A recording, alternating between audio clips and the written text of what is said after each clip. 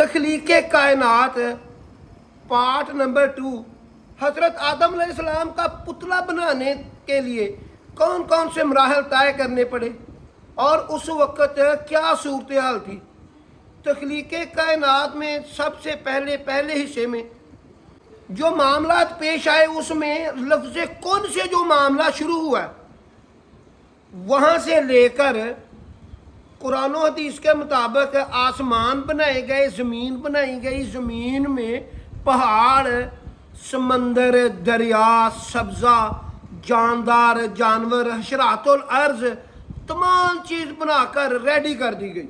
और हज़रत आदम अलैहिस्सलाम की पैदाइश से कई हज़ार साल पहले ज़मीन बना दी गई थी, आसमान बना लिया गया था, तमाम सिस्टम चल रहा था, सूरज, चाँद, सितारे अपने अपने मैदान में काम कर रहे थे। तो उस वक़्त भी ज़मीन पर एक मखलूक रहती थी जिसका जिक्र कहता है जब हज़रत आदम अलैहिस्सलाम का पुतला बनाने की तैयारी की गई तो तमाम फरिश्तों को बारी बारी ज़मीन पर भेजा गया ताकि वहाँ से मिट्टी ला सके। जब मिट्टी लेकर जाने लगते तो मिट्टी जो है वो आहो पुकार करती कि मुझसे इंसान बनेगा, मैं नहीं चाहती कि मुझसे इंसान बने, वो अच्छे काम करेगा बुरे करेगा, चीखो पुकार करती और वो फरिश्ते छोड़कर चले जाते। जब हज़रत इस्राईल अलैहिस्सलाम को मिट्टी लेने के लिए भेजा, उन्होंने मिट्टी उठाई तो फिर मिट्टी ने आहो पुकार करना शुरू कर दी। तो हज़रत इस्राईल अलैहिस्सलाम कहते हैं तू आहो पुकार कर या ना कर, मुझे तो अल्लाह का हुक्म है, मैं तो लेकर जाऊंगा। तो हज़रत इस्राईल अलैहिस्सलाम इस ज़मीन के मुख्तलिफ हिस्सों से मिट्टी को इकट्ठा किया और अल्लाह की बारगाह में ले गए।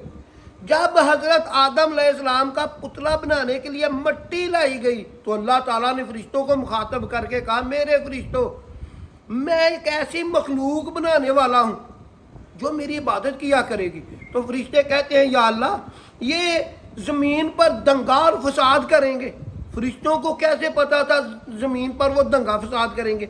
इसलिए कि ज़मीन पर इस वक्त एक मखलूक रहती थी जो दंगा फसाद करती थी, जिसे जिन्नात कहते हैं। जिन्नात उस वक्त पैदा किए गए, जिन्नात से पहले इंसानों की रूहें पैदा की गई। इंसानों की रूहों में सबसे पहले आखिरी नबी मोहम्मद रसूलुल्लाह सल्लल्लाहु अलैहि वसल्लम, उनकी रूह मुबारक को पैदा किया गया। फिर इंसानों की रूहें पैदा की गई, फिर लफ्ज़ कुन से तमाम फरिश्ते पैदा किए गए, फिर दूसरे मराहल में जिन्नात को पैदा किया गया, फिर तमाम ज़मीन व आसमान रेडी थे, ज़मीन पर जिन्नात रहते थे। तो हज़रत आदम अलैहिस्सलाम के पुतले को बनाने की तैयारी की गई तो इस वक्त अल्लाह ताला ने कहा, फरिश्तों, मैं ज़मीन पर आदम बनाने वाला हूँ। तो वो कहते हैं ये ज़मीन पर दंगा फसाद करेगा। तो अल्लाह कहता है, मैं वो बात जानता हूँ जो तुम नहीं जानते। तो उस वक्त भी ज़मीन पर एक मखलूक रहती थी जिसे जिन्नात कहते हैं। उनको मद्देनजर रखते हुए फरिश्ते कह रहे थे कि ये ज़मीन पर दंगा फसाद करेंगे। तो अल्लाह ताला ने अपने लफ्ज़ कुन से हज़रत आदम अलैहिस्सलाम का पुतला बनाया और इसमें रूह डाल दी, और इसकी कोई तफसील नहीं मिलती। अल्लाह ताला ने अपने हाथों से बनाया, लफ्ज़ कुन से बनाया। यही मिलता है कि अल्लाह ताला ने हज़रत आदम अलैहिस्सलाम का पुतला बनाया। बनाने के बाद फरिश्तों को कहा, तमाम जो आसमानी मखलूक थी जिसमें इब्लीस भी शामिल था, कहा इस आदम को सजदा करो। तमाम फरिश्ते सजदे में गिर गए। तो इब्लीस ने सजदा करने से इनकार कर दिया। इब्लीस कौन था? इब्लीस इबादत करने की वजह से फरिश्तों पर फजीलत रखता था, और ये जिन्नात में से है, ना ये फरिश्ता है ना इंसान है, जिन्नात का सरदार है इब्लीस। इसने हज़रत आदम अलैहिस्सलाम को सजदा करने से इनकार कर दिया। इनकार किस वजह से किया? वजह क्या थी? कुरान कहता है इसने तकब्बर किया, कहता है मैं इससे अफजल हूँ, ये मिट्टी का है और मैं जो है मैं आका हूँ। इंसान जो है वो दो चीज़ों का मरकब है, एक मिट्टी का है, जमा रूह का।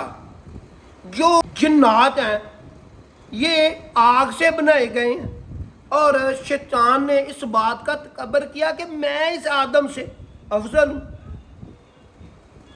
اور سجدہ کرنے سے انکار کیا اور ظالموں میں سے ہو گیا۔ پھر اللہ تعالیٰ سے کہتا ہے اگر تو مجھ سے میری بات مانے اور مجھے قیامت تک کی مہلت دے تو میں تیرے بندوں کو بہکاتا رہوں گا اور ان کو بری راہ پر چلاؤں گا۔ تو اللہ تعالیٰ نے کہا جو میرے بندے ہوں گے وہ تیری چال میں نہیں آئیں گے، تیری راہ پر نہیں چلیں گے۔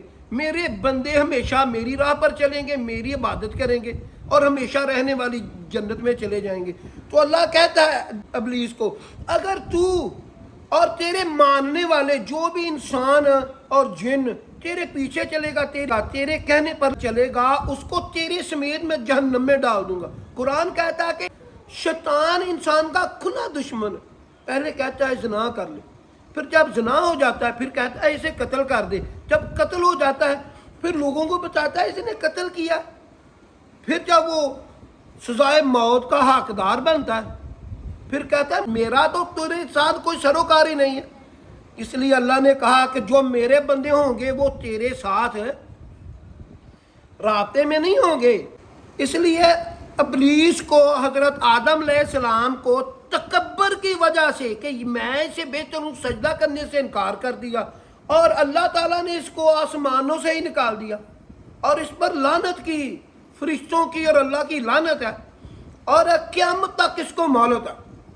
جب جیسے ہی سورج مغرب سے طلوع ہوگا اور توبہ کا دروازہ بند کر لیا جائے گا تو اس کو گرفتار کر لیا جائے گا۔ جب سور کو پھونک دیا جائے گا تو تمام مخلوقات، انسان، جنات، شیطان، فرشتے، مقرب فرشتے سب ختم کر دیے جائیں گے، سب بس ایک ذات ہوگی، وہ اللہ کی ذات ہے۔ اور اب پتلا بنایا جانے والا ہے اور یہ بات ہو گئی ہے۔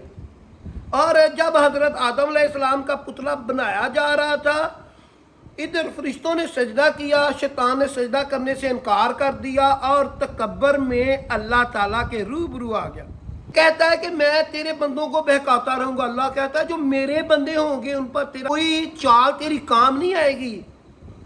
اور کہا تو تکبر کرتا ہے، تکبر کی وجہ سے نکال دیا گیا اور یہاں سے زندگی کا آغاز ہوا۔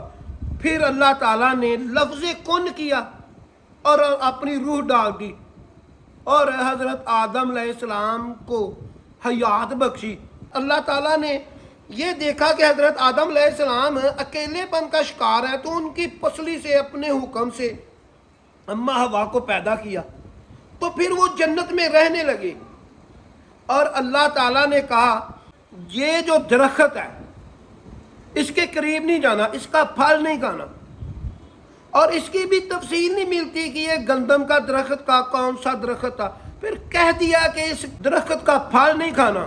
اور شیطان پر اس وقت آسمانوں پر جانے پر پابندی نہیں تھی، اس نے حضرت آدم علیہ السلام اور اماں حوا کو بہکایا اور قسم کھا کر کہا کہ میں تمہارا خیر خواہ ہوں۔ اللہ تعالیٰ نے اس درخت کا پھل کھانے سے اس لیے تمہیں منع کیا کہ تم مقرب فرشتے نہ بن جاؤ۔ جیسے ہی حضرت آدم علیہ السلام اور حضرت اماں حوا نے اس درخت کا پھل کھایا تو پھل کھانے کے بعد قرآن کہتا ہے ان کا جو جنت کا لباس تھا ان کے جسم سے ہٹ گیا اور ان کے ستر کھل گئے اور وہ بے لباس ہونے کی وجہ سے، شرمندگی کی وجہ سے جنت کے پتے اتار کر اپنے جسم کو ڈھانپنے لگے۔ تو اللہ تعالیٰ نے کہا اے میرے بندے آدم، میں نے کہا نہیں تھا کہ اس پھل کو نہیں کھانا، حکم دلی کی۔ تو حضرت آدم علیہ السلام نے کہا یا اللہ مجھے معاف کر دے۔ پھر حضرت آدم علیہ السلام کو زمین پر پھینک دیا گیا، بیچ دیا گیا۔ حضرت آدم علیہ السلام اکیلے تھے، ایک جگہ تھے، اور حضرت اماں حوا ایک جگہ پر تھے اور شیطان کو ایک جگہ پر پھینکا۔ تو پھر بخشش کہاں سے ہوئی؟ 30 سال حضرت آدم علیہ السلام اللہ سے معافی مانگتے رہے اور یہ پڑھتے ہوئے ہیں ربنا ظلمنا انفسنا وان لم تغفر لنا وترحمنا لنکونن من الخاسرین۔ اے اللہ اگر تو نے ہم کو معاف نہ کیا، ہم پر رحم نہ کیا تو ہم ظالموں میں سے ہو جائیں گے۔ 30 سال پڑھنے کے بعد اللہ تعالیٰ نے معافی دے دی، بخش دیا۔ حضرت اماں حوا اور حضرت آدم علیہ السلام کو اکٹھا کر دیا اور اکٹھا کرنے کے بعد پھر کہا کہ تم ایک مدت تک زمین پر رہو گے، پھر تمہیں موت آ جائے گی، اور پھر تم قیامت والے دن زندہ کیے جاؤ گے، اور تمام مخلوق جو انسان ہے وہ بھی اکٹھا کیے جائیں گے۔ جو میری عبادت کرے گا، میرے کہنے پر چلے گا، اسے جنت میں گھر دوں گا اور وہ ہمیشہ وہاں پر رہے گا، اور جو شیطان کے کہنے پر چلے گا اسے میں ہمیشہ کے لیے جہنم میں ڈال دوں گا۔ اور اسی طرح زندگی کا کارواں چلا ہے۔ ایسی اچھی اچھی ویڈیو دیکھنے کے لیے میرا چینل ضرب الاسلام سبسکرائب کر لیں، بیل آئیکن کے نشان کو آن کر لیں تاکہ میری لیٹسٹ ویڈیو آپ کو وقت پر مل سکے۔